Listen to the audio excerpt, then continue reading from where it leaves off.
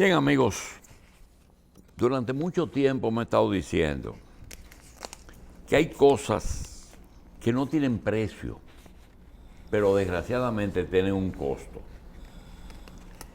Santiago Moquete, ingeniero civil, tiene una especialidad, pero él no ha podido convencer a la opinión pública, porque a él no le interesa la opinión pública, de que el trabajo que está haciendo, independientemente de que su empresa tiene que cobrar, porque tiene un costo, tiene el problema de que la gente no le cree. Pero resulta que cuando tú te dedicas a dos cosas, número uno, defender la propiedad privada y propiciar algo que tiene que ver con eso, que es la titulación. Se ha dedicado la vida entera con una fundación que tiene a trabajar en eso. Tiene el apoyo de la revista dándole los espacios, pero no quiere decir que nosotros estamos de acuerdo en el método, pero no en el fondo estamos totalmente de acuerdo que lo que hace Santiago es necesario e indispensable. ¿Por qué? Si usted coge el historial de la titulación, yo le digo, Víctor Thió,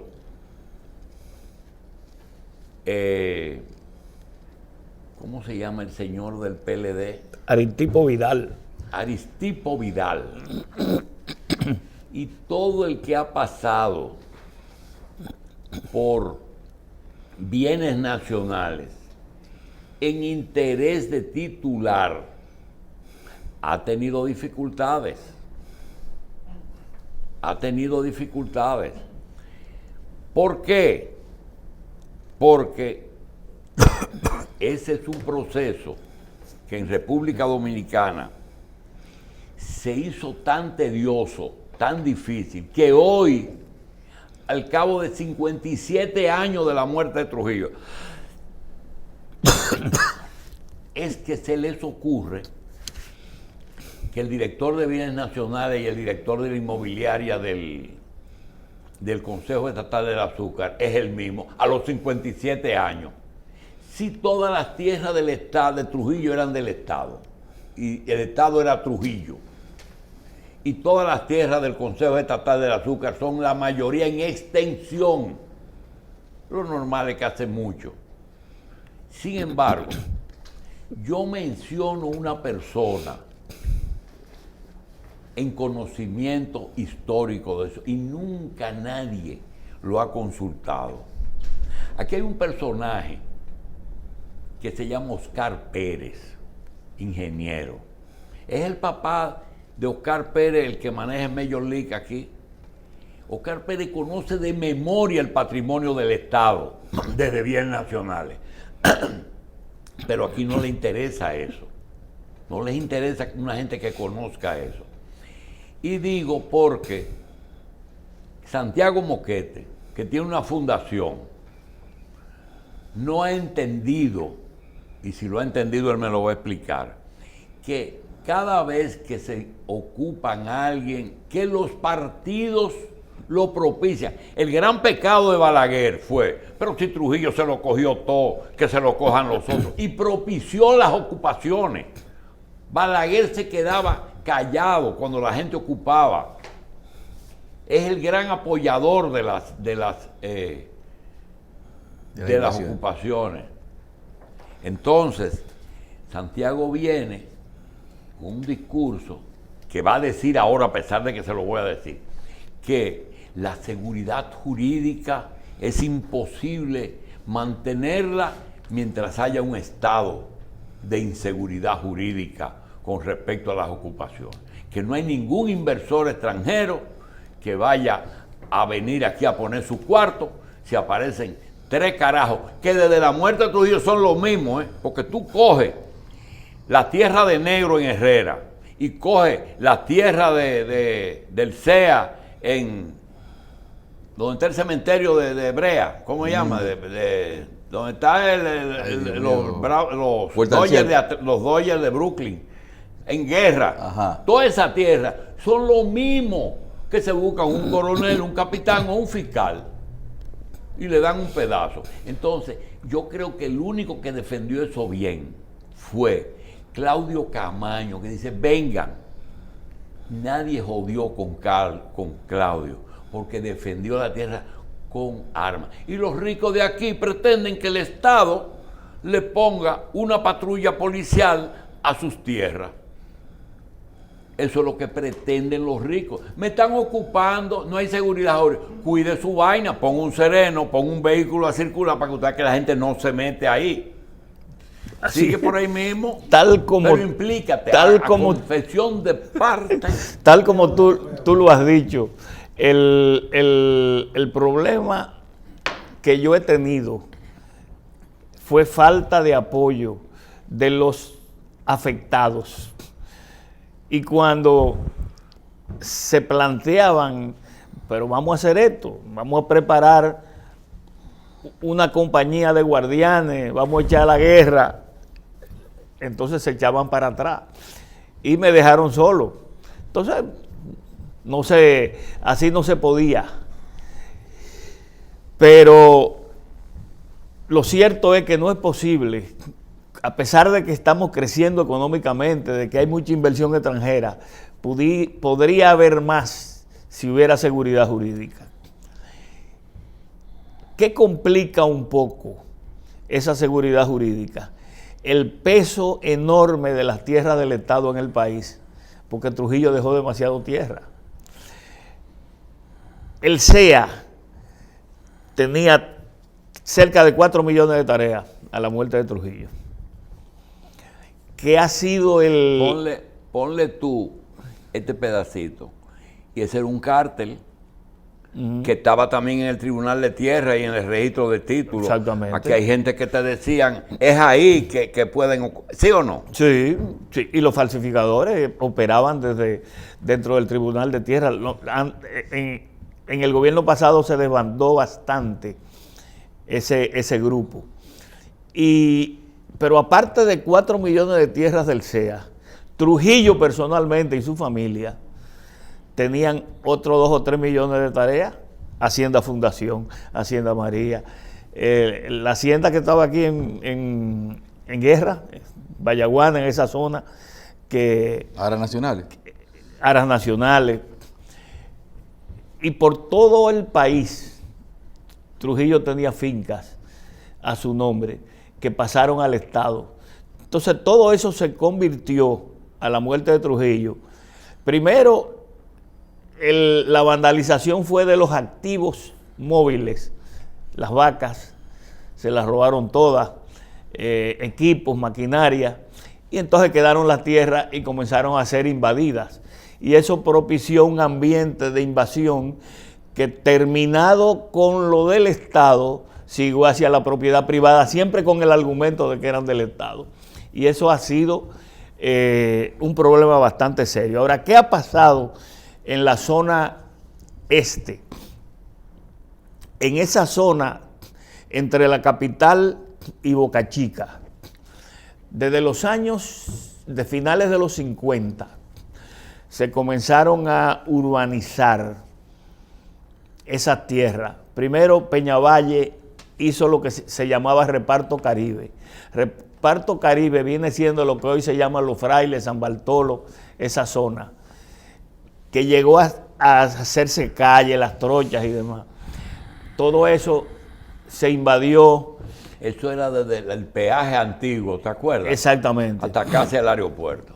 Por ahí también había una urbanización del hermano de Doña María, que estaba aquí casi pegado de la autopista, al comienzo, pegado del ensanche Isabelita, de Paquito Martínez. Y luego... Sí, habían privado también. Sí. Ahí estaban los Albuquerque, que tenían los Albuquerque tenían... los Palmeros, sí. Esa propiedad de los Palmeros. No, los Albuquerque estaban antes. Antes antes de los Palmeros. Sí. No, espérate, de eso sé yo. los palmeros estaban en la tierra de Albuquerque, en una casa que era mía. Así que yo te puedo hacer cuento.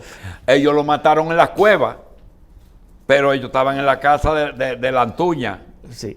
Y después de eso, había una enorme propiedad de don José Antonio Jiménez Rojas, que llegaba hasta más allá del aeropuerto y que se urbanizó también. ¿Dónde está el peaje ahora? Exactamente. ¿Dónde está el peaje ahora? Llegaba a colindar con donde estaban los chifinos y está ahora el Itla. Exacto. Hasta ahí llegaba. Pues ahí habían 20 o 30 mil solares. Y eran solares grandes, porque en esa época no había tanta limitación con la tierra. Háblame de Riviera del Caribe. Bueno, Riviera del Caribe la crea un cubano llamado Más Garrido. Creo que era Maximiliano Garrido, le decían Más. En unas tierras que compra. ¿Esa señora es hermana de él o esposa? Yo creo que esa es hermana. Hermana de él. Yo creo que esa es hermana. Y concibió una urbanización que era muy bien concebida. Trazó las calles, vendió los solares en Nueva York, la mayoría. Y eso ha sido desde esa época. Yo conocía a Más Garrido con la preocupación de que le estaban invadiendo. Y no ha habido manera de que se detenga ese proceso de invasión. ¿Esto no es una zona industrial, Chago? Luego comenzó a ser una zona industrial. Pero el Riviera del Caribe fue primero. Ahora hay una zona franca, la zona franca de las Américas, que necesita expandirse. Y esas urbanizaciones que yo atrás de cientos de casas, de unos apartamentos que están allá atrás, ¿son de ellos? No, está dentro de los terrenos que eran de ellos. ¿Y dónde que han ocupado? No, lo están ocupando todo. ¿Y eso colinda con la avenida La Ecológica? Sí, bueno. Y con la de Samaná, por lo que estuve viendo también. Detrás, al norte, queda la avenida Ecológica y al sur la autopista. Las Américas. La autopista de las Américas. Ahora, tú recuerdas que yo vine aquí con José Javier Ruiz. Sí, mi sobrino. De Los Peinados, tu sobrino. Porque había un proceso de invasión de esos terrenos de Los Peinados que parte son terrenos que se han vendido para proyectos industriales por el efecto de la zona franca, que necesita expandirse y no tiene para dónde, porque todo está invadido. Y usted recuerda que pasamos un video de el tigueraje discutiendo con la policía. ¿Qué hay que hacer? Mira, yo creo hay que ver lo que va a pasar con la reforma policial y la nueva policía. Porque es cuestión de la policía. Porque yo me encontré en esa zona demasiado maridaje entre la policía y el tigueraje. Porque siempre entonces, exactamente. Yo me imagino que en la medida que eso cambie, y también el problema de los fiscales, ¿no? En el caso de Los Peinados se resolvió porque el general Baez Aybar, que era el jefe de la zona, puso mucho interés. Y la policía tuvo que ir y poner orden, pero era un pequeño pedazo donde estaba el conflicto. El problema es toda esa zona, desde las Américas hasta la Ecológica. De lo de Rivera del Caribe, de Max de Garrido, ¿qué cantidad de metraje tú entiendes que están ocupados? Para uno tener un dato exacto. Casi todo. Ellos deben tener ocupado más de 1 millón de metros. Ahí hay y muy arrabalizado, muchas casitas señuelos. Eso es fácil de resolver si la autoridad se dispone a hacerlo. No es difícil. Y sobre todo... Si tú sacas a esa gente, tú no estás dejando sin techo a nadie, porque son gente que son señuelos. A veces ustedes hablan, Santiago, uno le llama la atención, porque ustedes como que creen que todo el mundo entiende. A mí me llama una persona ayer, conocido, un amigo, dice, tengo un problema. Yo tengo 11.000 metros cercados, no 1 millón, 11.000 metros cercados, ahí en los Alcarrizos, entrando por el Banco Popular. Digo, ¿y qué te pasa? Dice, me lo están limpiando y me lo están invadiendo. Digo, ya alguien construyó, no, nadie ha construido, lo que están es llevando unos palos y ya limpiaron todo. Y yo le digo, bueno, tú tienes que poner vigilancia, poner una gente de adentro, pasar todos los días, manda a construir algo, lo que sea. Y a mí me llama la atención que ninguna de las cosas tienen que ver con las autoridades.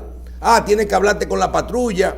Pero yo tengo una pregunta. Si yo me acuesto esta noche, ustedes hablan de garantías al derecho de propiedad, y yo encuentro en un solar mío 10 casitas al otro día, ya aquí legalmente no hay nada que hacer, es buscar a la policía para que saquen a esa gente de noche y entren a palo. No, el problema es que tú tienes que hacer un proceso en el abogado del Estado, para lo cual tienes que tener título, tenerlo bien claro, y es un proceso que es largo y te cuesta. Y entonces el abogado del Estado te dará la fuerza pública para tú actuar contra el que te está invadiendo. Y eso dura 10 años. 10 años dura eso. No, pero se te puede coger 4 o 5 meses dependiendo. Y el problema de los abogados del Estado, ahora quizás con el Ministerio Público Independiente funcionen, es que siempre tuvieron la orden del presidente de que ahora no me desaloje a nadie, que no me conviene políticamente. Estamos entrando en campaña, párame los desalojos. Entonces tú tenías que vivir con eso. Es una constante, ¿verdad? Sí. Es una constante con todo el gobierno. Sí, con todo. Okay. Pero a lo mejor ahora con el Ministerio Público Independiente funcionen, aunque hay un conflicto porque el abogado del Estado que está era un dirigente del PLD. Sí. Entonces, y no lo han movido. El proyecto Riviera del Caribe es una iniciativa privada muy vieja. Sí. Entonces, ¿qué hace? ¿Qué facilidad? Regularmente hay unos invasores como... hay un tipo de invasor que tiene predilección por lo estatal y otro por lo que es privado. No, ellos se meten en todo, pero siempre dicen que es del Estado. O sea, cuando la policía va o tú llegas, esto es del Estado. Tú presentas tu título, esta no es esa parcela. Ellos tienen una línea argumental ya, con el cual incidentan a tu llegada. Por eso es lo importante de lo que hizo Claudio, sí. Porque es un problema, ¿tú entiendes? Ahora, ¿qué es lo que ocurre? La mayoría del invasor que opera en esa zona, esas bandas, no operan para quedarse en los terrenos. Es para hacer una posesión, hacer lo que se llama un señuelo, que es y vendérsela a un tercero. Ese tercero sí ya es un afectado. Inclusive eso está lleno de haitianos, esa zona. Pero también otra cosa, si no puede darse también el caso en algunos, en algún momento, de que un invasor sea una persona que no haya cumplido todo lo necesario para adquirir ese terreno, aunque de alguna manera lo haya, o sea, le falta algo por pagar, algo por legalizar, algo por ponerse claro con el dueño.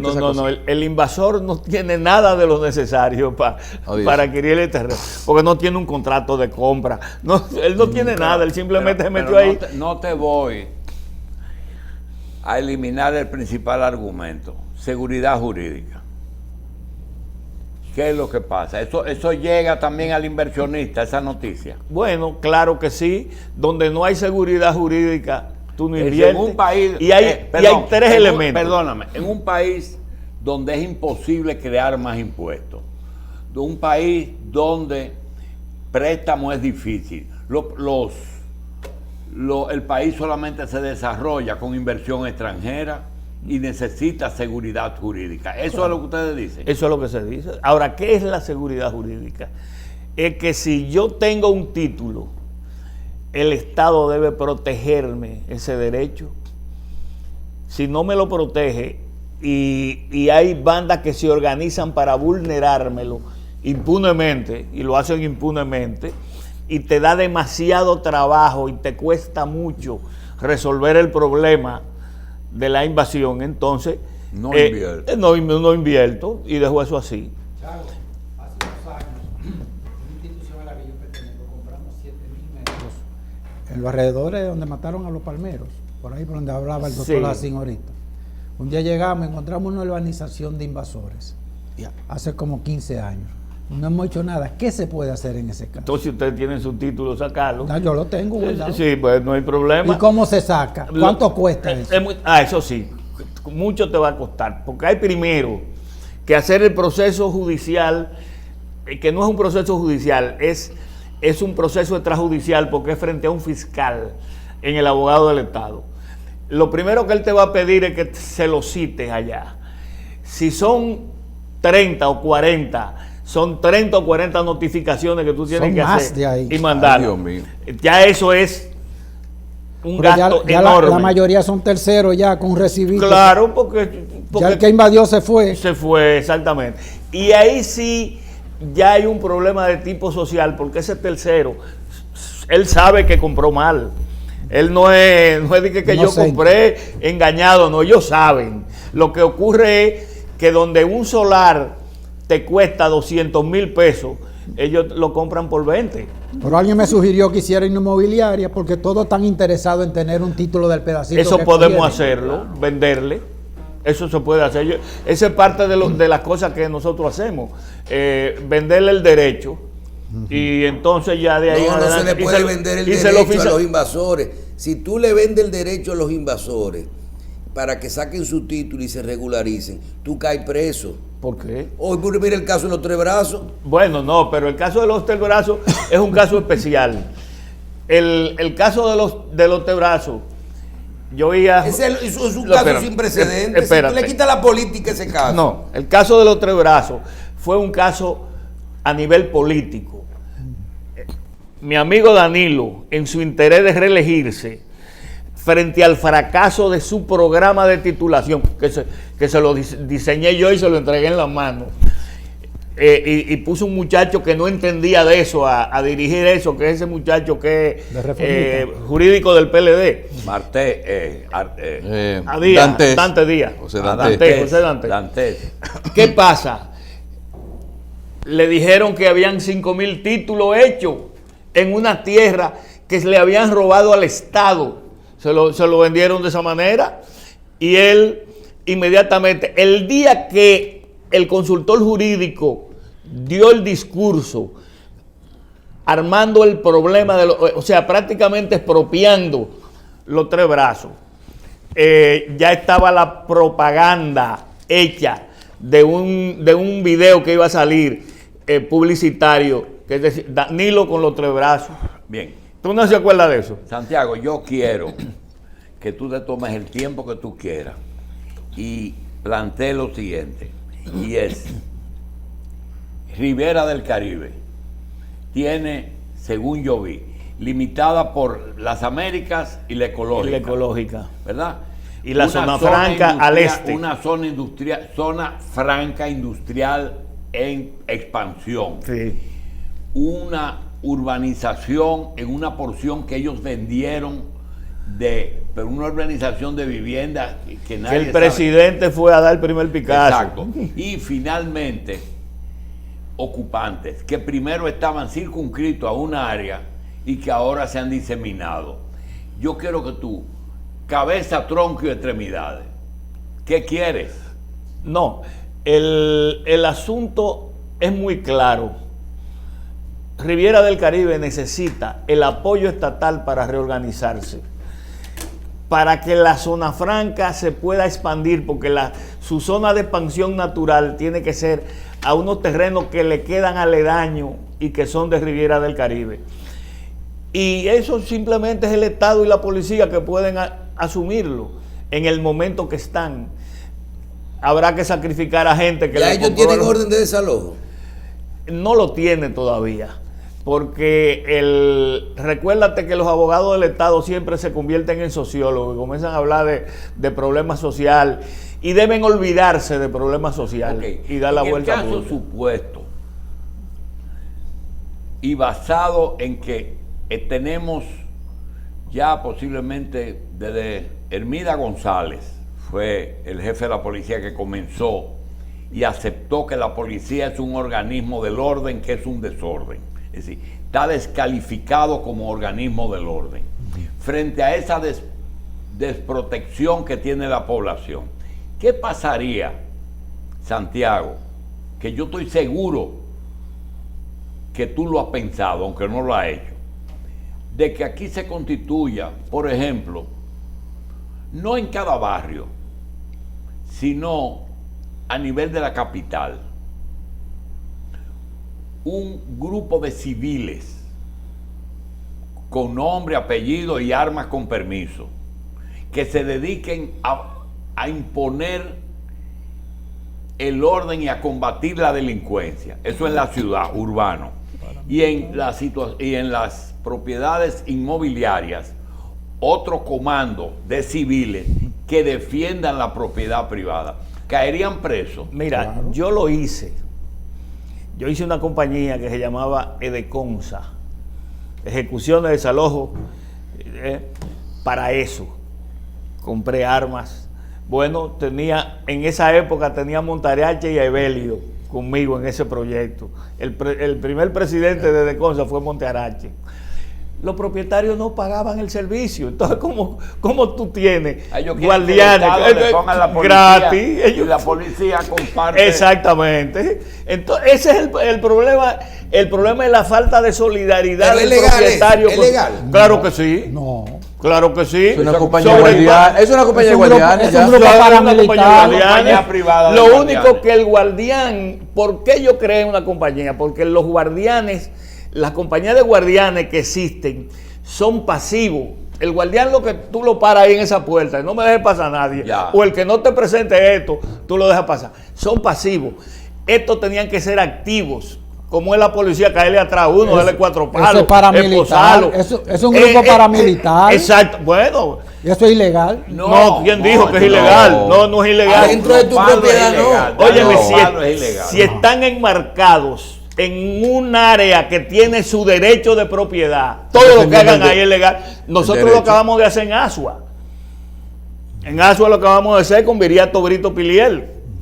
Armamos un paquete ahí Está y vivo, resolvimos lo de gestor Amadora, le sacamos los Viriato vivos y viables. Ay, yo no sabía. Te lo traigo un día de esto para que, Sí, que se- hombre, el tiene amigo historias. mío. Entonces, Ah, yo tengo- todo eso es posible. Ahora, los propietarios tienen que pagar ese servicio porque gratis no se le puede dar. O sea, no hay quien lo aguante gratis. Ese es el concepto. Y es perfectamente posible. Ahí no hay nada.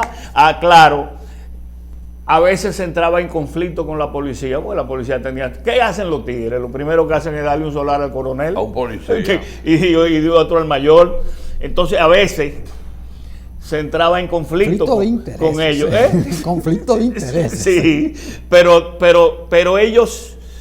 ellos lo hacen, ¿cómo te digo? Se manejan muy por debajo porque son muy vulnerables a que tú tires eso a la opinión pública. Yo no estoy muy entusiasmado porque aquí había un diputado que se llamaba Paz y Bien. Paz y Bien. Sí, apellido Abreu. Y ese señor cogía tierra y yo soy diputado y no había quien lo... Bueno, ese fue el que se cogió Ya había- el solar Sí, que sí. estaba al lado de allá, que ahora hay un dealer ahí, frente al Sí. hotelito que tú Y tenías, el- ¿cómo se llamaba? El hotel mira, que... Tropicana. Doctor, pero Exactamente. Aquí hemos llegado a tener un invasor de terreno que le decían Moisés, que llevaba la tierra prometida. Santiago, gracias. Dame un par de minutos más. Sí. Yo quiero saludar lo que fue la vida de don Milton Bolívar Soto, que murió la semana pasada. Un empresario inmobiliario que me dio mucho apoyo en la fundación en aquel momento. Creó una familia prestigiosa, fue un gran emprendedor y falleció lamentablemente el día 22. Y quiero además hacerle una sugerencia al presidente con el asunto del peaje sombra. El gobierno va a pagar 410 millones de dólares. Y podría conseguir esos 410 millones de dólares aplicando la ley de plusvalía que dejó el doctor Balaguer. ¿Qué expresaba la ley de plusvalía? Que nunca se ha aplicado. Inclusive yo tuve una vez asesorando en el gobierno de Leonel, cuando el director de impuestos internos era Juan Hernández, que estaba la muchacha que ustedes entrevistaron aquí, Germania Montaz, porque ellos pensaron comenzar a aplicar esa ley, pero desistieron, no sé por qué. ¿Qué es la ley de plusvalía? Expresa lo siguiente: donde se hace una obra de infraestructura del Estado, las tierras en el área de influencia se benefician, aumentan de valor. Los propietarios debían pagar al Estado un 25% de ese incremento de valor. Yo lo voy a explicar también, pero eso no se puede hacer retroactivo. Claro que sí. Digo, retroactivo no. Michel, o sea, en el 74 no puede, mira, la ley fue en el 73. Eso consistía que si Balaguer hacía un canal de riego que partía una tierra, el dueño de la tierra tenía que dar un porcentaje de esa tierra al Estado para la reforma agraria. Pero también es extensivo de que si tú haces la autopista del Coral de aquí a Miche, esa autopista nadie lo tocó y toda esa gente vendían por metro lo que compraron por tarea. Exactamente. Es decir, se ve el caso de tareas a $50 que se venden ahora a $50 el metro. El metro, sí. Entonces es muy sencillo lo que hay que hacer. Lo que hay que definir el área de influencia. ¿Y está vigente esa ley? Sí, porque no se ha anulado. Derogado. Lo que no se ha puesto en ejecución. Y se puede hacer. Usted está hablando que si esa ley se aplica aquí, por ejemplo, todas las circunvalaciones que están haciendo. Exactamente. Usted está hablando de cobrarle una ganancia de capital. Exactamente. Así como usted dice, me pagan la tierra, ok, me la pagaron al precio que costaba cuando hubo la expropiación para hacer la carretera. Pero entonces, si mi tierra subió y yo me gané 100 pesos, yo tengo que pagarle 25 al Estado. 25 al Estado. A ti te van a matar. Sí. No, eso no es verdad. Mira, eso trajo un poco de pavor al principio. Pero si tú calculas, tú tienes una tierra, si tú la urbanizas y le metes una avenida, te cuesta más del 30%. Exactamente. Entonces. Exacto. El impuesto del IPI no, el IPI es otra cosa. El problema de la cuota aparte fue que fue una ley para conseguir tierra para la reforma agraria, no para conseguir dinero. Entonces la gente pagaba en tierra. Esto no, la gente debe pagar en dinero. Y si no quiere pagar en dinero, entonces el Estado le quita un pedazo de tierra. Esa es la idea. Y es muy sencillo de hacer. Es definir el área de influencia, hacer un catastro que diga aquí está Juan, aquí está Pedro. Sí, lo que pasa es que Michel está pensando en otra cosa. Yo estoy empezando y es que se va a quedar sin tierra, porque si tú pagas ganancia de capital por el paso de una vía y después cuando vende esa tierra también tiene que pagar el 27%, tú estás en el mismo, va del 60%. No, pero también tú estás hablando de que si eso se aplica en el caso de la carretera de Samaná, sí, si esa ley está vigente y se le cobra en dinero a la gente, ¿cuál es el efecto que eso tendría, dominó, con respecto a todas las obras del Estado que han incrementado los valores? No, pero eso no es Pero serían todas las obras del Estado hechas después de la ley. Tampoco es retroactivo. Para que no sea retroactivo, serían todas las obras del Estado hechas después de la ley, o sea, después del 73 para acá. Que esa es una ley del 73. Si la carretera tiene más de 3 años de hecha, no prescribió el la ley no expresa que prescribe. Ahora, y lo del valor es muy fácil determinarlo. Por ejemplo, en el caso de la autopista de Samaná, a la gente le pagaron derecho de vía. ¿A cómo le pagaron el metro en aquel momento? Ahí tú tienes el precio inicial. ¿Y a cómo está hoy? O a cómo estaba en el momento en que se hizo la obra. Ahí está el incremento de valor. Es muy sencillo hacerlo. Muy sencillo. Bien, vamos. Escúchame, una segunda sugerencia que quiero hacerle al presidente. Mira, el presidente está muy interesado en cambiar la matriz eléctrica por el problema del petróleo. Y hoy en día la energía solar se ha convertido en una manera de cambiar esa matriz. Los chinos ya tienen definido, tienen diseñado unos paneles que producen una cantidad de energía que es inimaginable. Entonces, están comenzando a venir inversionistas, pero están comprando fincas agrícolas para hacer plantas solares. Y tenemos una enorme cantidad de tierra que no se irrigan, que están fuera de la frontera agrícola, excelentes para energía solar. Entonces, yo creo que él debe ordenar un inventario de esas tierras. Va a haber que resolver algunos problemas con medio ambiente. Por ejemplo, toda esa tierra del sur que está metido el Parque Camaño y la Loma del 20, tierras que eran antiguamente altiplanos, que son llanas y que no tienen posibilidad de gestionarse agrícolamente, inventariarla y que esos sean las áreas para esos proyectos. Porque están haciendo los proyectos en tierras agrícolas. Y pronto vamos a tener un problema serio con la producción de la comida. Sí, lo que está pasando con el tema de las urbanizaciones. También. En los diferentes... Bueno, pero ese es un problema viejo que los síndicos no han querido afrontar con responsabilidad.